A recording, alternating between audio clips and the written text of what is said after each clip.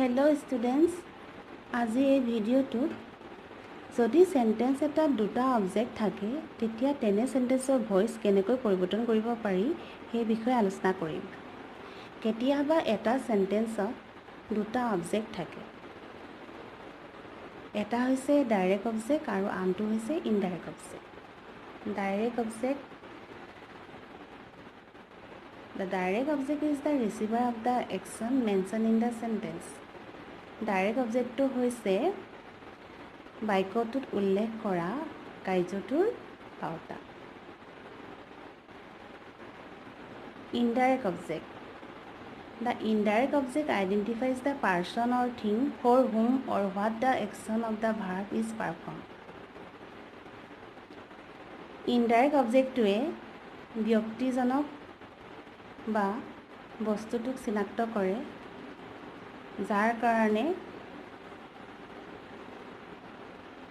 ক্ৰিয়াটোৰ কাৰ্য সম্পাদন কৰা হৈছে। Example, the teacher teaches us English. শিক্ষকজনে আমাক ইংৰাজী শিকায়। এই সেন্টেন্সটোত দুটা অবজেক্ট আছে, আজ আৰু ইংলিছ। ইংলিছ হৈছে ডাইৰেক্ট অবজেক্ট আৰু আজ হৈছে ইনডাইৰেক্ট অবজেক্ট। ইংলিছ ডাইৰেক্ট অবজেক্টটো The teacher teaches us English সেন্টেন্সটোৰ teach বা শিকন কাৰ্যটোৰ ৰিচিভাৰ হয়। অন্যহাতে আজ ইনডাইৰেক্ট অবজেক্টটোৱে ব্যক্তিসকলক চিনাক্ত কৰিছে যাৰ কাৰণে টিচ বা শিকন ক্ৰিয়াটোৰ কাৰ্য সম্পাদন কৰা হৈছে। এতিয়া আমি আহিছোঁ মূল বিষয়বস্তুলৈ। When there are two objects in a sentence, then how to change the voice? যেতিয়া এটা সেন্টেন্সত দুটা অবজেক্ট থাকে তেতিয়া ভয়েস কেনেকৈ পৰিৱৰ্তন কৰিব পাৰি। যদি এটা সেন্টেন্সত দুটা অবজেক্ট থাকে, এটা হৈছে ডাইৰেক্ট অবজেক্ট আৰু আনটো হৈছে ইনডাইৰেক্ট অবজেক্ট, আৰু যদি সেই সেন্টেন্সটো সিম্পল প্ৰেজেন্ট টেন্সত থাকে তেতিয়া তেনে সেন্টেন্সৰ ভয়েস পৰিৱৰ্তন আমি দুই ধৰণে কৰিব পাৰোঁ। প্ৰথম ধৰণে কৰোঁতে আমি কিছুমান নিৰ্দিষ্ট গ্ৰামাৰ ৰুলছ বা নিয়ম মানি চলিব লাগিব। এই নিৰ্দিষ্ট গ্ৰামাৰ ৰুলছ অনুসৰণ কৰি ভয়েস চেঞ্জ কৰোঁতে প্ৰথমে ইনডাইৰেক্ট অবজেক্টটো সাবজেক্ট হিচাপে সেন্টেন্সৰ প্ৰথমতে বহিব। দ্বিতীয়তে প্ৰেজেন্ট টেন্সৰ বি ভাৰ্ব এম বা ইজ বা আৰ বহিব। তৃতীয়তে মেইন ভাৰ্বৰ পাষ্ট পাৰ্টিচিপল ফৰ্ম বহিব। চতুৰ্থতে ডাইৰেক্ট অবজেক্ট বহিব। পঞ্চমতে বাই প্ৰিপজিশ্যন বহিব। ষষ্ঠতে সাবজেক্টটো অবজেক্ট হৈ সেন্টেন্সৰ শেষত বহিব। আনটো ধৰণে যদি আমি ভয়েস চেঞ্জ কৰোঁ তেতিয়া কিছুমান নিৰ্দিষ্ট গ্ৰামাৰ ৰুলছ মানিব লাগিব। সেই নিৰ্দিষ্ট গ্ৰামাৰ ৰুলছ অনুসৰণ কৰি ভয়েস চেঞ্জ কৰোঁতে প্ৰথমে ডাইৰেক্ট অবজেক্টটো সাবজেক্ট হিচাপে সেন্টেন্সৰ প্ৰথমতে বহিব। দ্বিতীয়তে প্ৰেজেন্ট টেন্সৰ বি ভাৰ্ব এম বা ইজ বা আৰ বহিব। তৃতীয়তে মেইন ভাৰ্বৰ পাষ্ট পাৰ্টিচিপল ফৰ্ম বহিব। চতুৰ্থতে ইনডাইৰেক্ট অবজেক্ট বহিব। পঞ্চমতে বাই প্ৰিপজিশ্যন বহিব আৰু ষষ্ঠতে সাবজেক্ট অবজেক্ট হৈ সেন্টেন্সৰ শেষত বহিব। এতিয়া উদাহৰণলৈ যাওঁ। The teacher teaches us English. এই সেন্টেন্সটো এক্টিভ ভয়েসত আছে আৰু সিম্পল প্ৰেজেন্ট টেন্সত আছে। এই সেন্টেন্সটোত দুটা অবজেক্ট আছে, আজ আৰু ইংলিছ। আজ হৈছে ইনডাইৰেক্ট অবজেক্ট, ইংলিছ হৈছে ডাইৰেক্ট অবজেক্ট। এই সেন্টেন্সটো পেসিভ ভয়েসলৈ যদি আমি প্ৰথমটো ধৰণে নিওঁ তেতিয়া প্ৰথমে ইনডাইৰেক্ট অবজেক্ট আজ সাবজেক্ট হৈ সেন্টেন্সৰ প্ৰথমত বহিব। ইনডাইৰেক্ট অবজেক্ট আজ উই হয় সেন্টেন্সৰ প্ৰথমতে সাবজেক্ট হিচাপে বহিব। দ্বিতীয়তে প্ৰেজেন্ট টেন্সৰ বি ভাৰ্ব আৰ বহিব যিহেতু উই বহুবচনত আছে। তৃতীয়তে main verb teacher past participle form তত বহিব। চতুৰ্থতে ডাইৰেক্ট অবজেক্ট ইংলিছ বহিব। পঞ্চমতে বাই প্ৰিপজিশ্যন বহিব। ষষ্ঠতে এক্টিভ ভয়েসত থকা সাবজেক্ট দ্য টিচাৰ পেসিভ ভয়েসত অবজেক্ট হয় সেন্টেন্সৰ শেষত বহিব এনেদৰে the teacher teaches us English সেন্টেন্সটো passive ভইচলৈ নিওঁতে আমি পালোঁ we are taught English by the teacher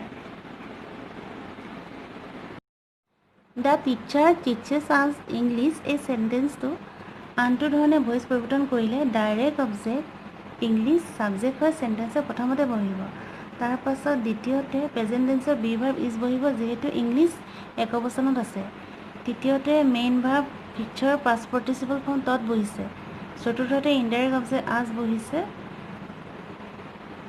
পঞ্চমতে by preposition বহিছে ষষ্ঠতে দ্য টিচাৰ ছাবজেক্টটো অবজেক্ট হৈ সেন্টেন্সৰ শেষত বহিছে এনেদৰে the teacher teaches us English সেন্টেন্সটো passive ভইচলৈ নিওঁতে আমি পালোঁ ইংলিছ ইজ টট আজ বাই দ্য টিচাৰ এনেদৰে the teacher teaches us English সেন্টেন্সটো voice পৰিৱৰ্তন দুই ধৰণে কৰিব পাৰোঁ the teacher teaches us English সেন্টেন্সটো passive ভইচলৈ নিওঁতে আমি দুটা উত্তৰ পাইছোঁ এটা হৈছে we are taught English by the teacher আনটো উত্তৰ হৈছে ইংলিছ ইজ টট আজ বাই দ্য টিচাৰ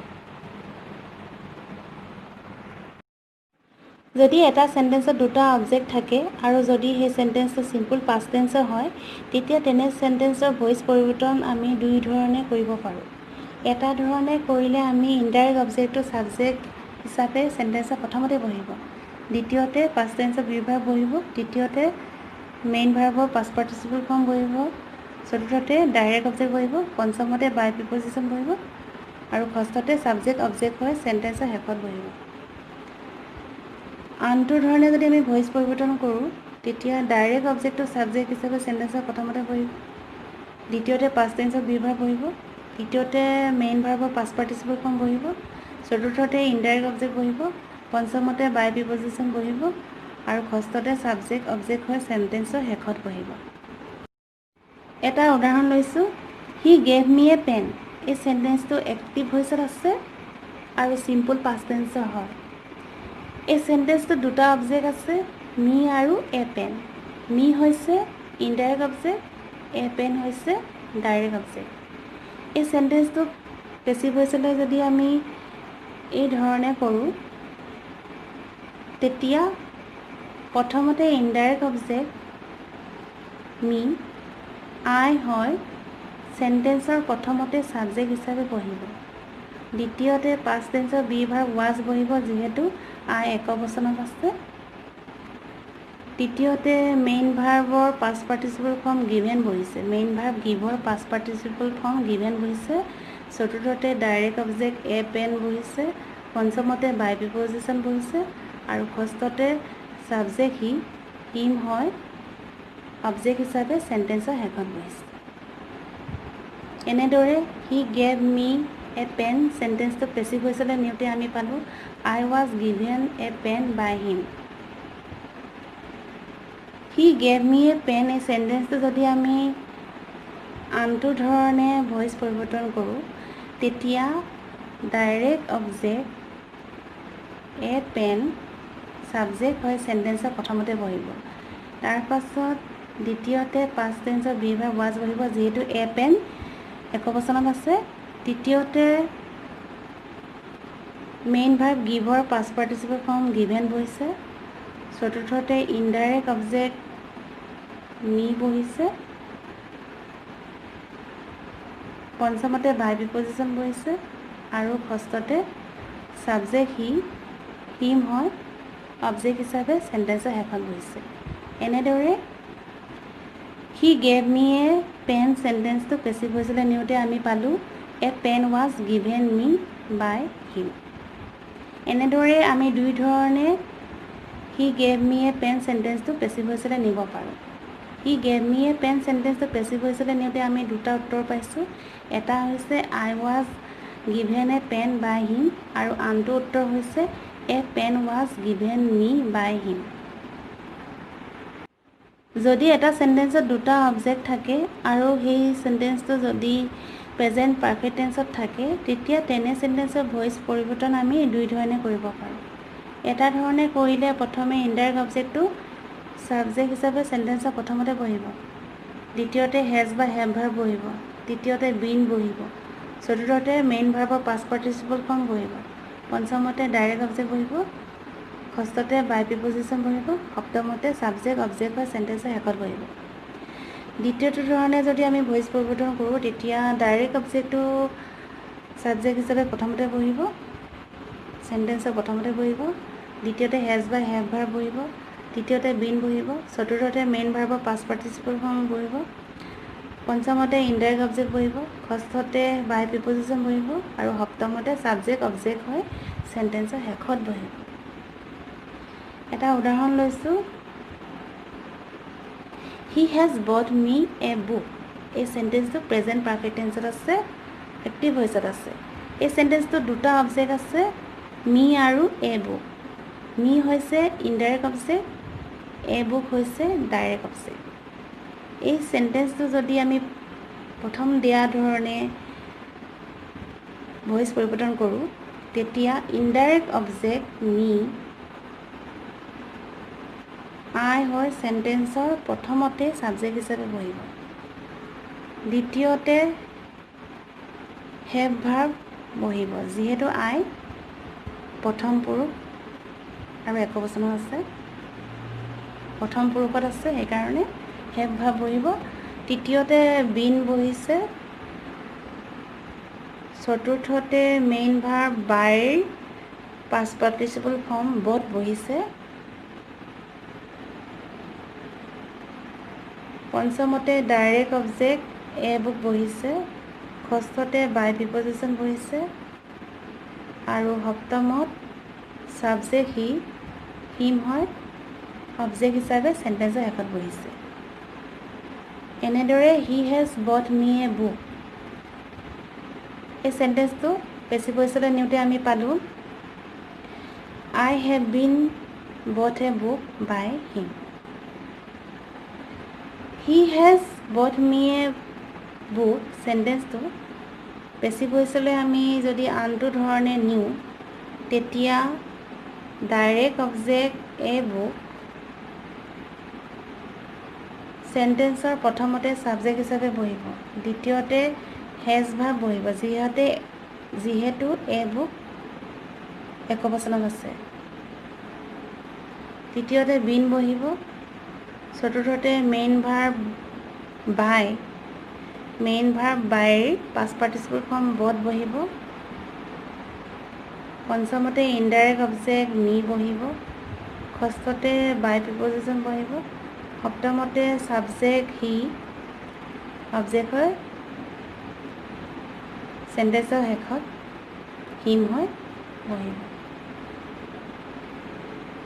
এনেদৰে হি হেজ বট মি এ বুক চেণ্টেঞ্চটো পেছিভ ভইচলৈ নিওঁতে আমি পালোঁ এ বুক হেজ বিন বট মি বাই হিম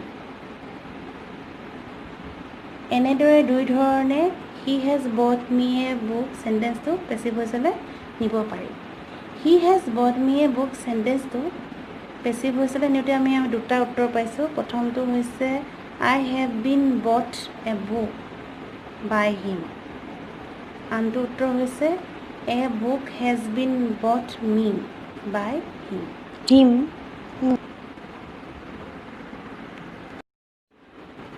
যদি এটা চেণ্টেঞ্চত দুটা অবজেক্ট থাকে আৰু যদি সেই চেণ্টেঞ্চটো পাষ্ট পাৰফেক্ট টেন্সত আছে তেতিয়া তেনে চেণ্টেঞ্চৰ ভইচ পৰিৱৰ্তন আমি দুয়ো ধৰণে কৰিব পাৰোঁ এটা ধৰণৰ কৰিলে ইনডাইৰেক্ট অবজেক্টটো ছাবজেক্ট হয় চেণ্টেঞ্চৰ প্ৰথমতে বহিব দ্বিতীয়তে হেড ভাৰ্ব বহিব তৃতীয়তে বিন বহিব চতুৰ্থতে মেইন ভাৰ্বৰ পাষ্ট পাৰ্টিচিপল ফৰ্ম বহিব পঞ্চমতে ডাইৰেক্ট অবজেক্ট বহিব ষষ্ঠতে বাই প্ৰিপজিশ্যন বহিব সপ্তমতে ছাবজেক্ট অবজেক্ট হৈ চেণ্টেঞ্চৰ শেষত বহিব দ্বিতীয় ধৰণে যদি আমি ভইচ পৰিৱৰ্তন কৰোঁ প্ৰথমে ডাইৰেক্ট অবজেক্টটো ছাবজেক্ট হিচাপে চেণ্টেঞ্চৰ প্ৰথমতে বহিব দ্বিতীয়তে হেড ভাৰ্ব বহিব তৃতীয়তে বিন বহিব চতুৰ্থতে মেইন ভাৰ্বৰ পাষ্ট পাৰ্টিচিপল ফৰ্ম বহিব পঞ্চমতে ইনডাইৰেক্ট অবজেক্ট বহিব ষষ্ঠতে বাই প্ৰিপজিশ্যন বহিব সপ্তমতে ছাবজেক্ট অবজেক্ট হৈ চেণ্টেঞ্চৰ শেষত বহিব এটা উদাহৰণ লৈছোঁ হি হেড মেড হাৰ কেপ্টেইন এই চেণ্টেঞ্চটো পাষ্ট পাৰফেক্ট টেন্সত আছে এই সেন্টেন্সটোত দুটা অবজেক্ট আছে, হাৰ আৰু কেপ্টেইন। হাৰ হৈছে ইনডাইৰেক্ট অবজেক্ট, কেপ্টেইন হৈছে ডাইৰেক্ট অবজেক্ট। এই সেন্টেন্সটো যদি ভইচ পৰিৱৰ্তন কৰোঁ তেতিয়া প্ৰথম ধৰণে কৰিলে ইনডাইৰেক্ট অবজেক্ট হাৰ সি প্ৰনাউনলৈ চেঞ্জ হয়।